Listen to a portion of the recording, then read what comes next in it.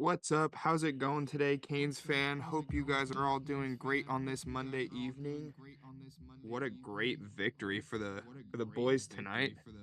3-2 overtime, keeping our 3-2 streak alive for overtimes in this postseason. Sandra, what did you think of the game?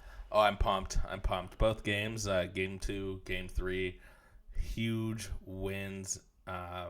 Exactly the sort of thing that hasn't happened the last few times we've been in the Eastern Conference Final. We haven't been able to put those overtime games away. Huge, absolutely huge wins, in my opinion. Yeah, Where I do you want to forgot we didn't start? touch on. I forgot we didn't touch on game two, to be honest. I mean, Yeah, we could quickly touch on that. I mean, the the boys came out fire and they looked way better. I think the whole game two was all Carolina. I think when you look at the shot differential, when you look at the hit differential, I mean, everything was clicking for them. So I think we saw that defense kind of shore up from game one, and I think, you know, Ehlers had just a phenomenal game. So I guess that's where I'd leave it for game two.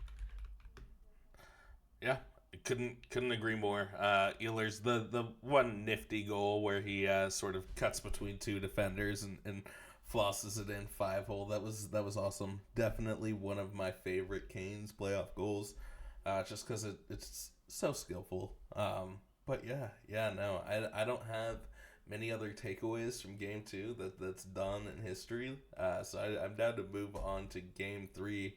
Gino and I watched it together, so that was a lot of fun. Got to sort of talk through things. But yeah, is there anything that you wanna start with from Game Three? I know the thing that we thought was pretty funny was that they did the flyover for an indoor game. That was That pretty was funny to interesting. me.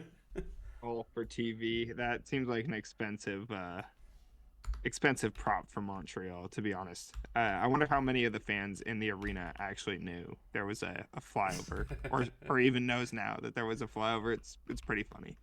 But no, I think yeah, I guess this goes back to game two as well a little bit. But I think after game one, what we had talked about was one of the things we had talked about was seeing the top guys on the Canes pitching in.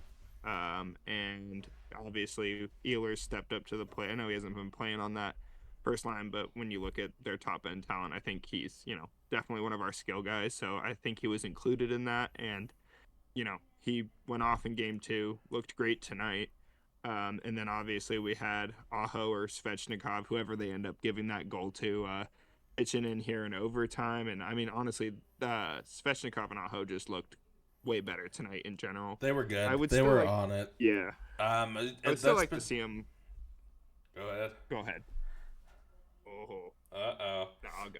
I definitely think we need to see them, pitch in a little more on the 5v5. I'd like to see them pitch in, um, you know, i- in the regulation. I think I'd like to see them kind of take over a game, not just save us from a game. So I still want to see more from them, but I think at the end of the day, this is a big confidence booster, and I like seeing them yeah. get on the score sheet. So Yeah, I think the good thing is over the last couple games, and even in game one, a lot of the plays where the Canes were generating really good chances came from that top line.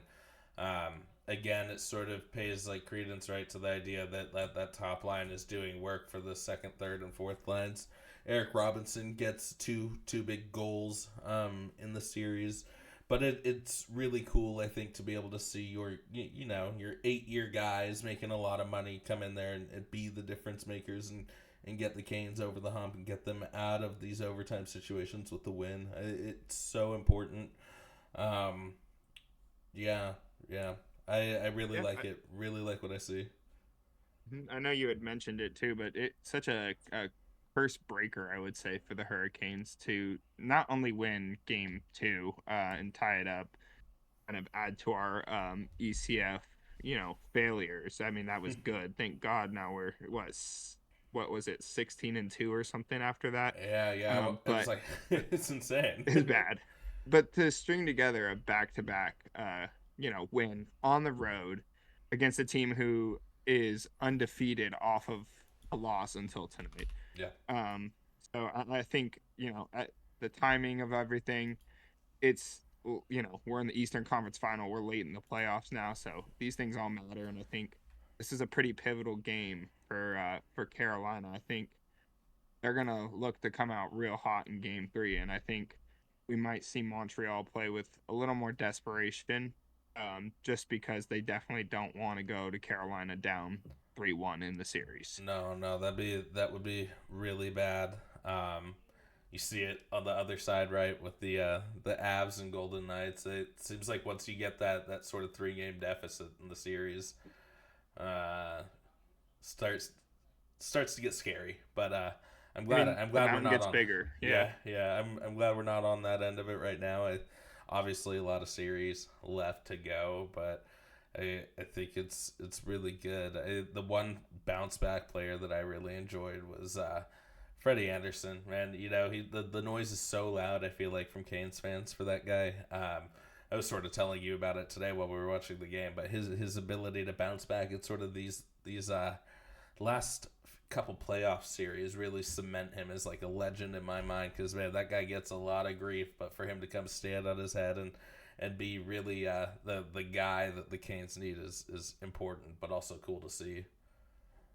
Yeah, I still think he's going to get criticism too after this game. I mean, his save percentage was not where you wanted it to be, but again, we've talked about that, and he makes the big saves. It's Yeah, not always about the quantity when you're looking at a team like the Canes, but the quality of shots he's seeing are all very good. So yeah, that's going to happen, and he's making the saves when he needs to make them to keep the team in the game and you know pushing forward for wins. I think I was a little bit worried, honestly, when we saw that one goal go in. Thank God the offsides ended up getting called there, oh man, because yeah, yeah, that would have sucked. But you know what? I'm really happy. I do think the officiating in this game, not only for the Canes, but honestly on both sides, was just it was bad. I yeah, think yeah. It's not great. especially in overtime. Yeah, you got to see you know better calls, and I think for both teams, there's a lot of times where you could look at it and go, well, game changed because of a call the refs did or didn't make in this one. So at the end of the day, I'm happy the Canes walked away with the win.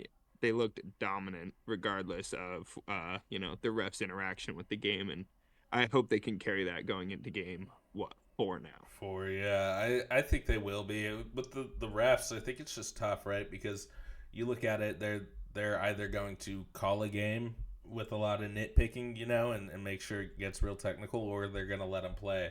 I think tonight you saw a little bit of both, so it might be confusing, or at least it was confusing to watch. I know in the second period, when Lane Hudson scored his goal on that power play, the call on Martinook, that was a bit suspect, right? And then it's like you go later into the game in the third period and the overtime. It's like they're not making as ticky tacky calls. It's like if you're gonna call it one way, do it one way the whole game, so people have a good understanding of what's going on, and you're not changing it up on the players and coaches and stuff. Yeah, absolutely. So, what kind of things are you looking for going into game 4? Is there anything you want to see, the Canes do differently, or do you think there's something we can improve on going into game 4 to give us a good chance of going up 3-1 in the series? Um, I think it would be great to have a game four where we sort of put a few more goals on the board, and really try to play with a larger lead. I think that would be like if I could obviously right like the ideal world is a blowout in my mind for the Canes, but I think that would do a really good job at setting the tone and following up to really hard losses for Montreal. In overtime, I think you want to put people on their back foot and instill that sort of feeling of defeat. You go out there and you try to bury them next game. Yeah, honestly, I think you're spot on with that. I think, I said it before the game today. I thought we were going to score way more goals. I felt like today was going to be our blowout day. Yeah. But I don't know about you, but you got to start to wonder about Montreal's, how is Montreal going to keep up with this Canes team? They've played so much hockey. I think this was 6 or 7 overtimes for them Yeah, in yeah. this On in top this of the playoffs. 14 games before this series, Yeah, and it's we're not taking it light on them either. I mean, No. they're blocking shots. They're taking hits. I think it was what 30 or 40 hits a game right now for Carolina and 30 to 40 blocked shots a game, and that that's going to start to wear on them. So I Yep. wonder if we'll start to see that fatigue. I mean, I think we did a little bit yet in game 2 and game 3, but I think it'll be interesting going forward if that'll continue to wear down Montreal. I wonder if we'll see it on a greater scale than we saw it in these first couple games. It's got to, and I think you could tell. You could look at the game and you could see that the Canes they're doing their thing, right? They're causing chaos on the ice, and it's getting to them, right? The Canadians they're a young team, and I think this is just where you're seeing the last couple years of playoff experience for our young players really start to pay off. They know how to weather the storm. They know how to let a goal in or two, and still get the win out. It's feels like it's less of a battle for the Canes.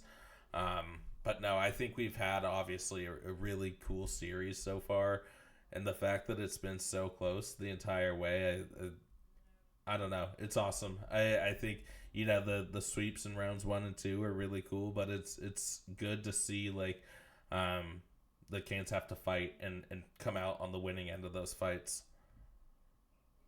Yeah, I like seeing them battle the adversity. I think that's it gives you a little more confidence with them pushing forward because you only know the competition gets tighter and better. So I think knowing that they can take that on, that they can be in positions like that in games and keep their head on and play their game and ultimately come out on top more times than not. I think that's a safe recipe It's huge. for winning. It's Yeah. huge. So So important. I think one thing I really do want to see, and it'll probably lead to more goals going into Game 4, would be figuring out the power play. I think Yeah. we saw them have lots of good looks, and actually going into this series, we talked about staying out of the box. I felt like the first 2 series um, we were taking a lot of penalties. So Mm-hmm. to see them kind of switch that narrative. I've actually felt like we've played a relatively clean first 3 games Clean in and terms of physical. staying They've out of the kept it box. physical Absolutely. without being in the Yeah, box. no. They haven't slowed down, but they've definitely done a good job of making sure they're not taking penalties. And I think now I want to see the power play clicking. Now Yeah. now we're getting some on man advantage. So let's see them put some pucks in the net, and a lot of that comes from those top guys that we've talked about: Aho, Svechnikov, Jarvis. I'd love to see those guys start putting away. They've had some great looks. I think it's just a matter of time before we start seeing them bury it, and I think it's gonna come in bunches. I think they're gonna start gaining confidence if they score a few, and I think that is only going to continue to snowball into a greater, confidence builder for them. So we'll see where it goes in Game 4, but I'm pretty excited about our win tonight. So Oh yeah, 100%. And I think to your point, with the wearing on them, I think the person to watch is Dovich, right? Like he's faced an insane workload over the first 3 games. They've been outshot in every single game, and he's the one keeping them in it. He's young, and I think this is what's really cool is like we get to see sort of the resilience he has now as he's trying to develop into a better playoff goalie and really be the guy that the Canadians can lean on because that's who he's been in the playoffs this far. It's just like how long can you keep that up? When you're just constantly being bombarded, and you see the Canes getting a little more physical with him. He took a shot off the arm tonight. He had I forget who it was that kind of got pushed into him. But yeah, I think the more you see that, the more you could potentially see some leaks exposed and really get after him. absolutely, and I mean, he even through all of that has played, fantastically for Lights out, Montreal. I think lights he out. is absolutely Montreal's best player right now. I think a lot of people would say Hudson has a big effect on the game, but I think if you took Dobash off of Montreal, they probably would not be in the playoffs right now, to Yeah, be quite honest with you. hundred So, percent. I think if they do go on, he's definitely their finalist for MVP. He's been excellent, but I think you're right. I think he's young. Canes are wearing him down, and I mean it's starting to show. These overtimes, I think, is where you're starting to see it at the end of the day. Um, he's Yeah. letting in goals when it matters the most. So I think one I question hope to see.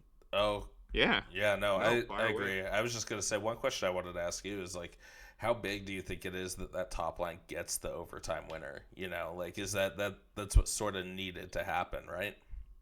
Yeah, no, like I said, I mean that's a big moment for those guys to come through for the team. I think that it does instill a good mental, confidence in their play. I hope that we see that convert um, in regulation here in Game 4. I would love to see that line come alive, and just see them kind of ride the wave. I think when we look at, the Canes scores being so close, I think those guys getting going are going to be, the goal or two a game we need Mm-hmm. to start separating, from these overtimes and stuff like that. So Yeah. at the end of the day, I really want to see them carry over such a great performance from, this game and honestly even in Game 2. And I want to see them absolutely take over a game. I think the Canes haven't really had a game, in my opinion, where they took over on the score sheet. They've taken over by eye test. I mean, in multiple games now. I think they've Yeah. looked very dominant, but I want to see them take it over on the score sheet. I want them Yeah. to kind of put that dagger in, and I think Game 4 could be a really, really big moment should they come away with a big win. I think that's a really defining moment for the series if they do come away with it. So, fingers crossed. Nice. Yeah. Couldn't agree more. Speaking of looking at the score sheet, I was just looking at the box score from the game, and one thing that stands out to me pretty noticeably is Taylor Hall on the Canes, and I think this sort of goes to the larger theme of the game. But Taylor Hall leads the Canes with 7 shots on goal. That's pretty good. You go over to the Montreal side of things. The person with the most shots on their team is a defenseman, and it's Noah Dobson. I feel like him having 3 shots and leading your team in shots on goal, that's never going to be a recipe for success, especially when it's not Lane Hudson, getting the 3 shots on goal.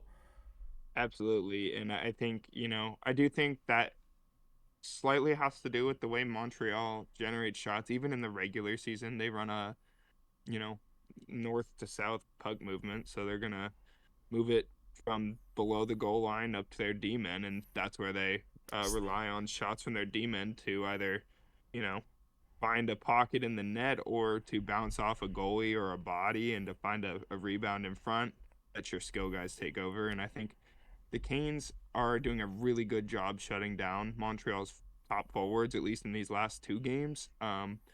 So they've had very limited chances, and I think at the few goals, actually, if you look at in the last games that we've given up, have mostly been, I think, from that same exact play. Just they Yeah, throw the puck from below exactly. the goal line right up to a defenseman, and someone's just got a lot of time and space to pick a spot. And I Yeah, think that maybe for Carolina, that's a play you try to look to minimize now. But at the end of the day, they're shutting down the forwards and the dangerous guys. They're keeping them from getting too far away with any of these scores. So I think that's their real recipe. I think they're just gonna keep doing what they're doing right now. yeah, agreed. Your play call, your observation is perfect. That's exactly what happened when they tied it up in the second period today. They one were on the power play, but they had Lane Hudson who was you know moved the puck back to him, and he had about 10 years to line up the perfect shot to beat Freddie high and inside. And um, they definitely have the skill to finish yeah. those chances, like a good percentage of the time. It's hard to pin on a goaltender for not stopping a chance like that. Oh no. Sometimes it's hard to pin on a defenseman, but Well, you know, especially when the person scoring the goal is Lane Hudson, and he is as yeah, good as he is. He's as advertised, which is cool. It's and so always young. yeah, it's always fun to see a good player pop off, but it's even more fun to We see the talked Canes about it. win. Yeah, we talked about it during the game, but I think Carolina is definitely the favorites in this series now. But this Montreal team's so young; it's going to be so fun to watch them and scary as a Canes fan here in the next 3 to 5 years. They're just gonna continue to grow. They're really young right now, and Yeah. the fact that they're doing what they're doing now only I think shows what they're going to be capable of in the future. So it's exciting to see the conference competition picking up, and yeah, I don't know. I think we've got some exciting playoff hockey in years to come here. Agreed. Agreed. Couldn't agree more. But I think that sort of wraps up what we wanted to talk about tonight. We just wanted to give a quick recap of the Eastern Conference Finals, games 2 and 3. And now we have the long 2-day wait until Wednesday night, and we potentially might go into that game knowing who will be meeting either Montreal or Carolina on the other side. I think that's pretty exciting. But yeah, any last thoughts before we go ahead and sign off here? No, I think we should go bask in a win for a night or two, and I'm back ready to cheer on the Canes here in a couple days. Awesome, sounds good. Yep, I will. I will definitely be grinding some victory lap content for the Canes. But yeah, hope everyone has a great night, and thanks for popping in and getting our quick recap / reaction to huge Game 3 win. Carolina leads ECF 2-1. All right, have a good night, Let's everyone. go.